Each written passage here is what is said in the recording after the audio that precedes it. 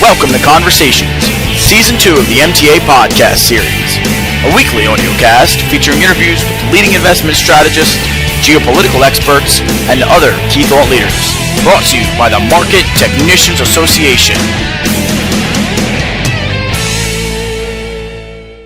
Good afternoon, everybody. This is Tim Braun, co-chair of the Minnesota Chapter of the MTA. With me, I have Mr. Paul Winghart, Vice President, Senior U.S. Fixed Income Strategist with RBC Wealth Management. He joins us to discuss the trials and tribulations of the fixed income markets.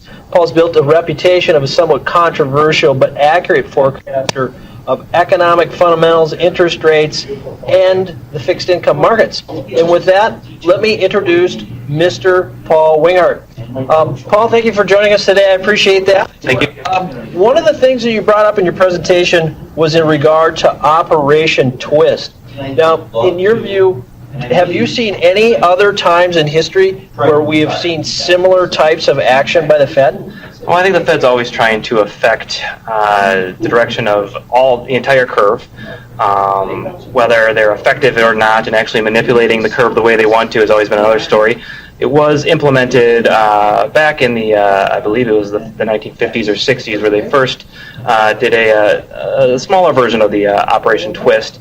I think what we've seen here since September, though, when they actually October, I should say, when they actually started purchasing and selling securities, we saw a degree of volatility enter the Treasury market that perhaps was elevated from current degrees of volatility, but at the same time, their overall effectiveness has been somewhat muted, given the fact that the 2-year has remained at about 25 basis points throughout this. We've seen quite a bit of oscillation with the 30-year, though.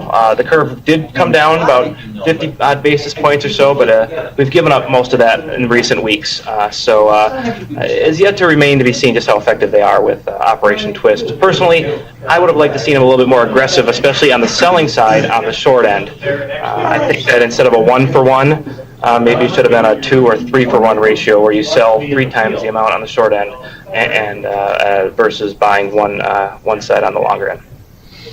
Fantastic. Thanks for that input. Are there any other implications from Operation Twist or any other Fed activities that you have impact on the markets? Well, I think so. I think the Fed is very close to a tremendous evolution in the way they manage monetary policy.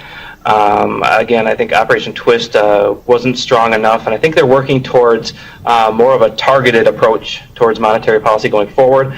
Probably not your traditional inflation target, however. I really think the Fed would like to peg maybe the unemployment rate, for example, with respect to their large-scale asset purchase program.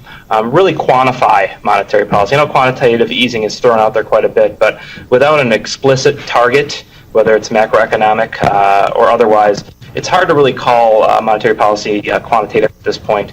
I do think we are going to get there, though, and it all depends on if the Fed can kind of get together with respect to their outlook to potential GDP. It really hinges on how much potential they really believe is out there.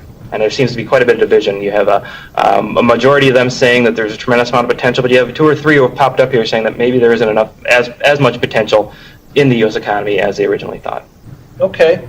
Now, you gave us a very good description of this. So there's fundamental strategists and there's kind of technical strategists, and you're kind of placed in between the two of those. If you were stranded on an island today and you only had one piece of information to take with you, what indicator would be kind of your go-to indicator?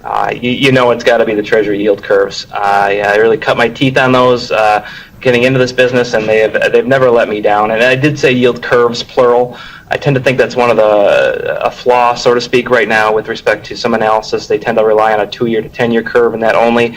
I like to look at a combination of the 2-year, 30-year curve, which I tend to argue is more of an economic curve, versus the 3-month, 10-year curve, which is more of a financial sector curve.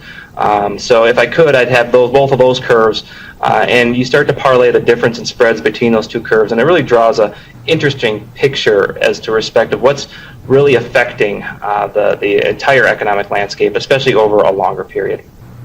Fantastic. Paul, thank you for joining us here at the Minnesota MTA today. I appreciate your inputs.